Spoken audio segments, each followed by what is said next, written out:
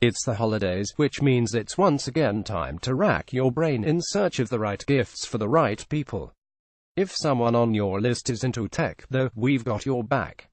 For this year's edition of the Ars Technica Holiday Gift Guide, we're breaking down our recommendations into themes.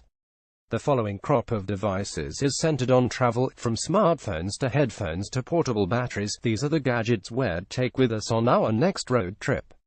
Feel free to show your loved ones the list below for your own benefit. Note: Ars Technica may earn compensation for sales from links on this post through affiliate programs. Smartphone gift ideas: Google Pixel 2 enlarge the smaller Pixel 2, with miles and miles of bezel. No, it's not perfect. Google's second stab at a flagship phone has needed its share of post-launch updates for potential security vulnerabilities and weird audio glitches alike. There's no headphone jack either, and those bezels are big. But in the realm of top-tier Android phones, Google still knows its own operating system best. The Pixel 2 has a fantastic camera, stellar battery life, a newly waterproof design, and by far the smoothest and most highly optimized build of Android ever put on a smartphone. Add in the years of guaranteed timely software updates and you have the best Android phone on the market. Note that we're talking about the regular $650 model here. The Pixel 2 XL is much better looking and similarly commendable if you're willing to pay extra for a larger handset, though its LG-made display has its share of annoyances. Check out our comprehensive review of the Pixel 2 and Pixel 2 XL for more. Apple iPhone X enlarge. A functional iPhone X, unlike the ones that went through recent stress testing. The iPhone 8 and iPhone 8 Plus are fine. If you know someone will only use iPhones, they'll be perfectly iPhone-y enough for that person. But the iPhone X is on another level. The XS near bezel-less design fits a plus-size screen in a significantly smaller and more comfortable form factor. Its new OLED display looks great, and their ISNT a faster commercially available smartphone in existence. Yes, it has clear weaknesses: the $999 price, the just decent battery life, the fragile glass back, the little awkward bits Apple has created in translating iOS to a phone without buttons, and that price tag again. Maybe this is the year that it's savvier to buy the older iPhone 7 or iPhone 8, wait a year, and jump in when Apple smooths some of the edges. But the iPhone is its own world. If you want the best it has to offer right now, the iPhone X is it. Check out our comprehensive review of the iPhone X for more. OnePlus 5T enlarge. The OnePlus 5T. Check out those slim bezels.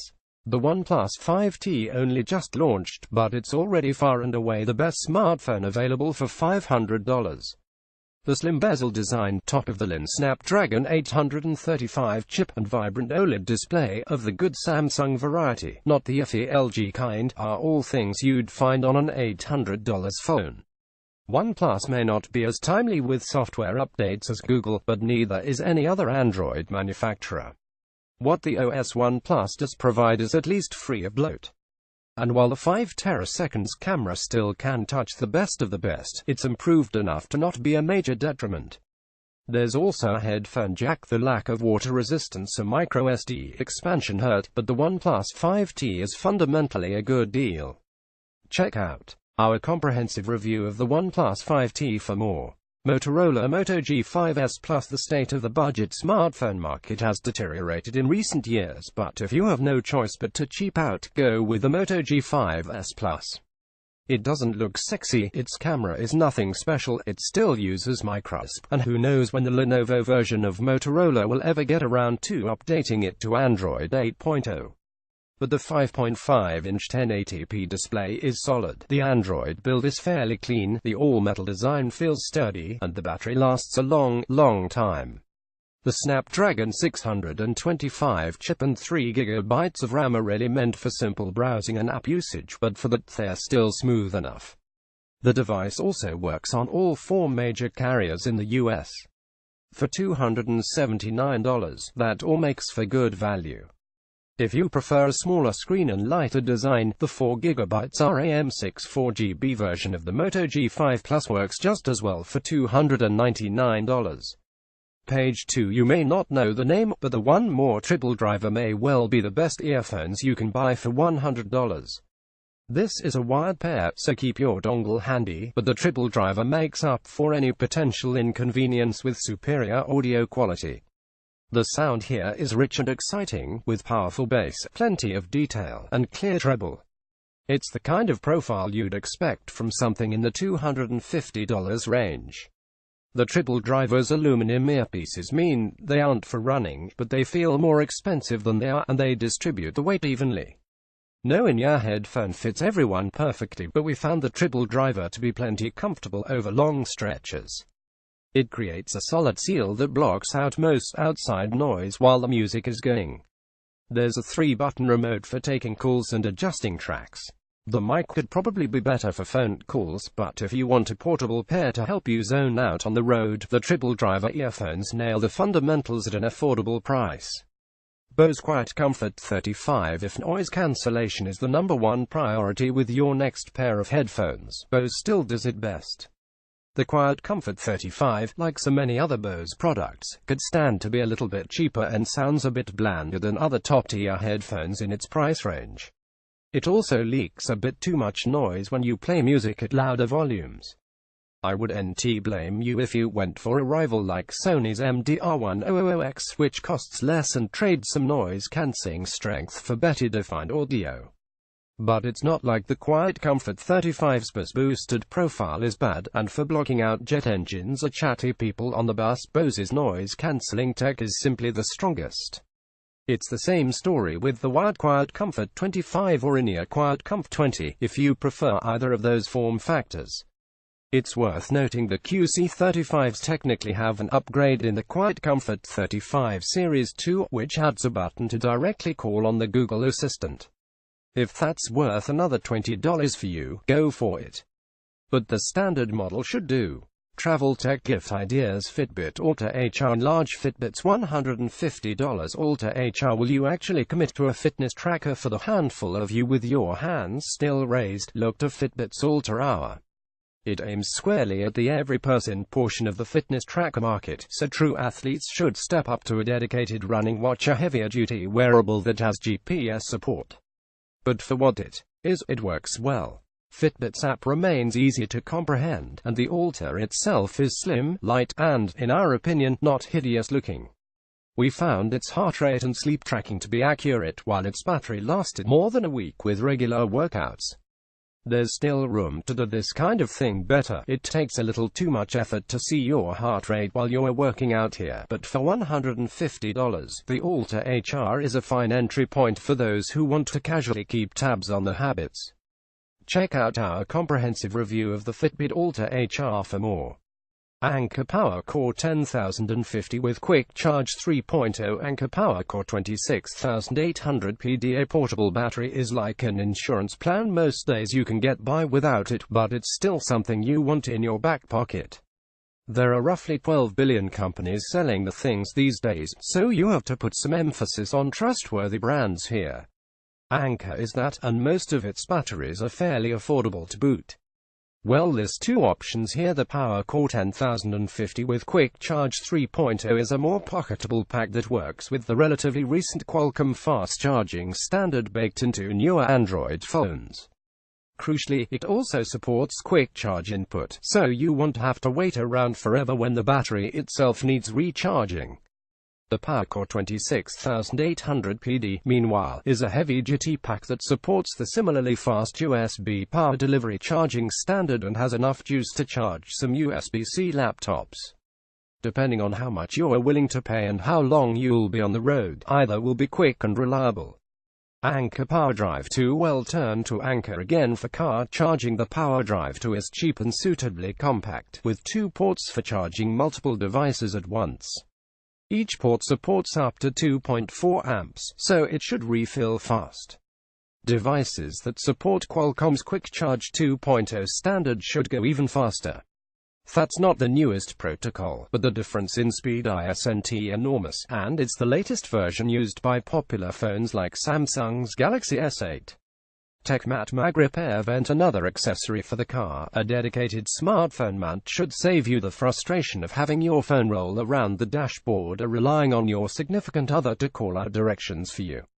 There's not much to say about the TechMat Mag Repair vent here. It keeps phones in place. It has a 4.45 rating after more than 8,500 user reviews on Amazon, and it costs $8. If you need a phone holder, you could do much worse for a stocking stuffer. UE Roll 2 Bluetooth remains eternally mediocre, but throwing your music or podcasts on a Bluetooth speaker is still just more satisfying than pumping them through tinny smartphone speakers. Now that it has dropped in price a bit, the saucer-shaped UE Roll 2 is a commendable choice. It's waterproof, loud for its diminutive size, and extremely portable. Its battery lasts about 8 hours at moderate volumes, which is fine, and wireless range isn't an issue.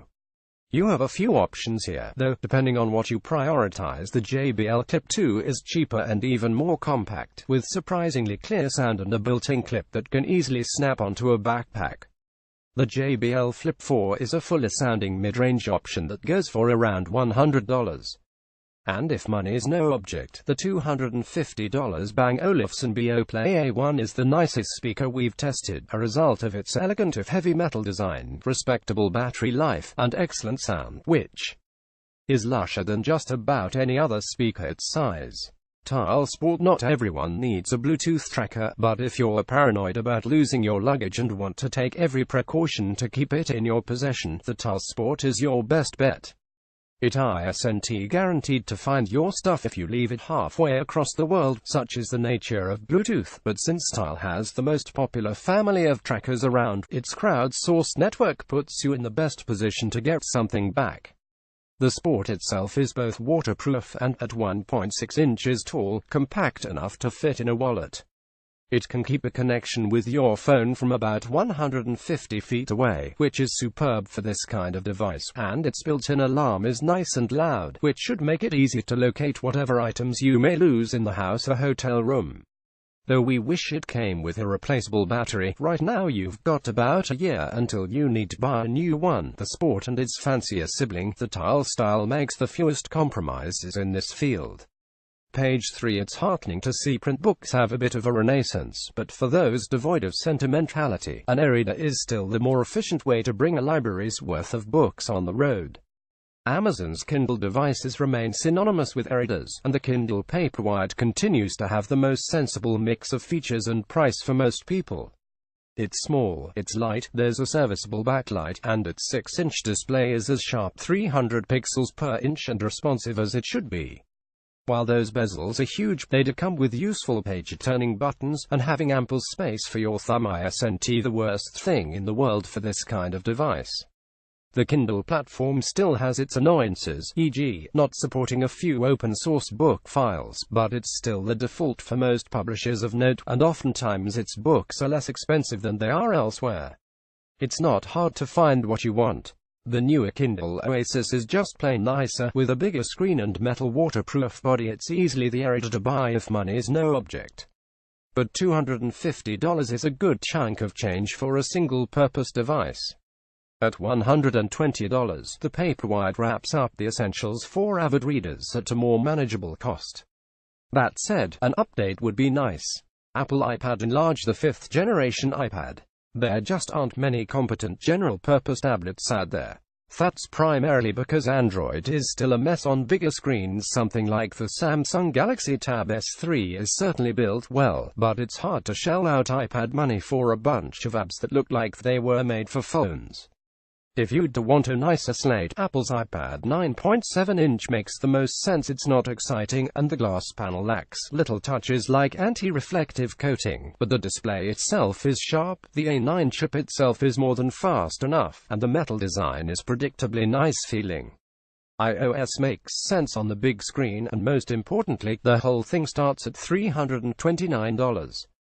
With the iPad Pro starting at $649, and the iPad mini making less sense in a world populated by larger screen smartphones, the no-frills iPad is left as the default for anyone remaining on the normal tablet bandwagon. Check out our comprehensive review of the iPad for more. Amazon Fire HD 8. The main reason to buy a tablet that isn't the iPad is price. In that case, where'd go with Amazon's Fire HD 8? It puts a thick layer on Android that heavily pushes Amazon's own services. It's technically and physically inferior to the iPad in every way, and Amazon puts ads on the lock screen by default. But it's $80, and it works. The 1200 by 800 display is at least usable, and battery life is a plus. While the 1.5 GB of RAM on board results in some lag in certain games, the device is generally strong enough to play videos and browse the web without being a pain. The 16 GB of default storage is frustrating, but there's a micro SD slot on board if you need it. And if you do use Prime Video fairly often, Amazon's favoritism has its conveniences. Nothing here is nice, but for loading up a few movies for the road, the Fire HD8 does the job. More gadget gift ideas. HP Spectre X360 Enlarge. The new Spectre X360 in natural silver. Two unknown tablets like the Surface Pro and iPad Pro certainly have their audience, but we'd guess a convertible laptop will be palatable for more people. HP's Spectre X360 has been a well-rounded choice for years here. It's thin and light enough to not be an anchor in your bag. Its display is sufficiently colorful and now includes a 4K option, battery life is fine, and its keyboard is fast and comfortable despite its thin frame.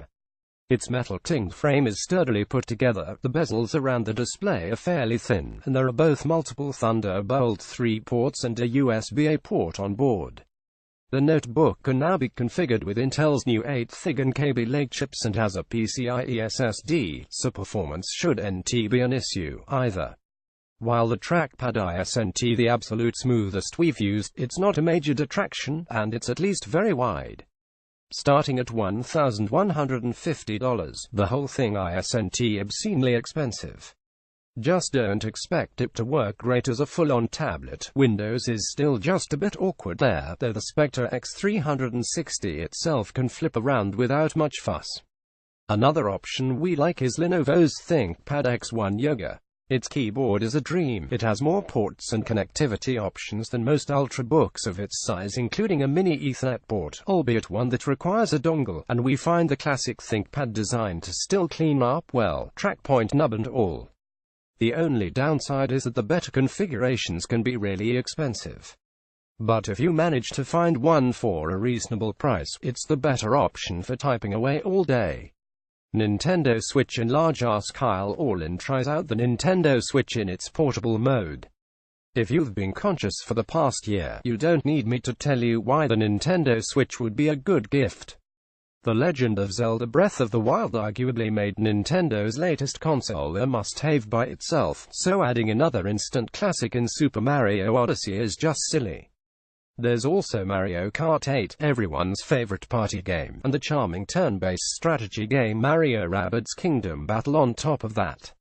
We'll see how long Nintendo can keep its hot streak up. It's still disproportionately reliant on first-party games, but right now the gaming giant has rectified the many mistakes it made with the Wii U. Though the PS4 and Xbox One are more technically capable, the Switch is a legitimate all-day console, one you can enjoy on the bus and in the living room.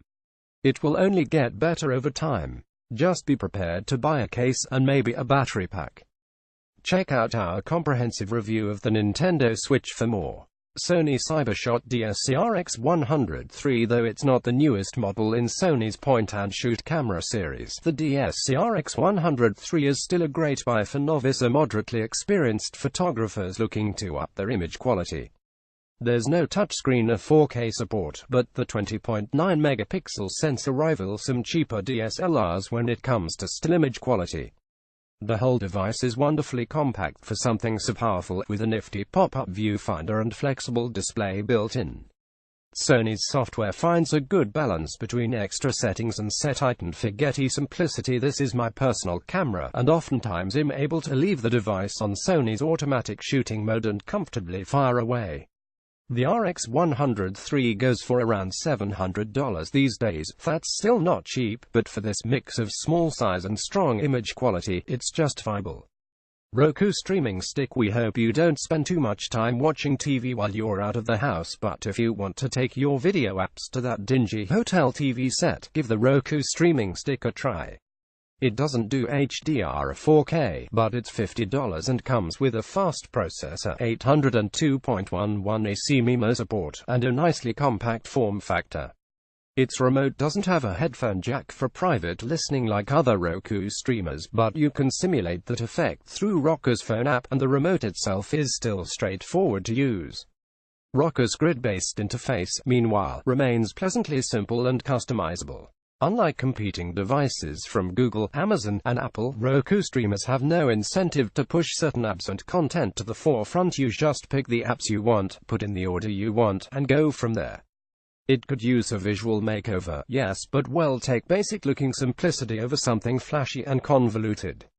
Look to the $69 Roku streaming stick Plus if your TV supports 4K and HDR, though.